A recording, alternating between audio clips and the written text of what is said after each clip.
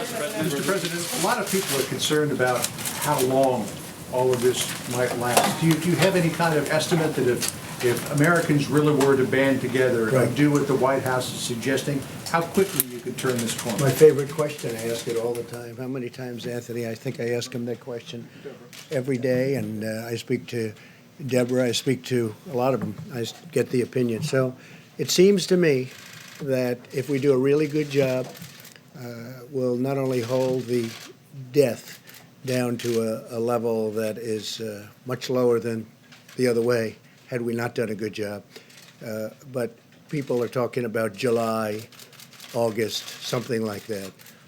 So it could be right in that period of time where I say it washes through. Other people don't like that term, but where it washes through. So is this the new normal until the height of the summer? We'll see what happens, but they think August, could be July, could be longer than that. But I've asked that question many, many times. Yes, please. The stock market took another hit today. Is the U.S. economy heading into a recession? Well, it may be. We're not thinking in terms of recession. We're thinking in terms of the virus. Once we stop, I think there's a tremendous pent-up demand, both in terms of the stock market and in terms of the economy. And once this goes away, once it goes through and we're done with it, I think you're going to see a tremendous surge. You just told Steve when he asked you about a possibility of recession, you said it may be. I'm curious, if there is a recession, when do you think that might hit? Well, I don't number one, determine recession. I just say this: we have an invisible enemy. We have a problem that a month ago nobody ever thought about.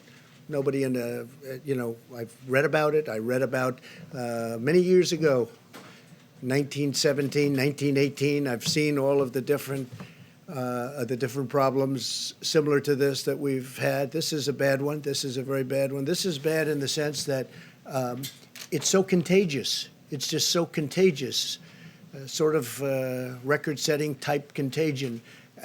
And the good part is the young people they do very well, and healthy people do very well. Very, very bad for older people, especially older people with problems. My focus is really on getting rid of this problem, this virus problem. Once we do that, everything else is going to fall into place. Yes, please. If the stocks continue to fall today, would the White House support negative rates? Best thing I can do for the stock market is we have to get through this crisis. That's what I can do. That's the best thing we can do. That's what I think about. Once this virus is gone, I think you're going to have a stock market like nobody's ever seen before. Can help. And I believe he was one of them.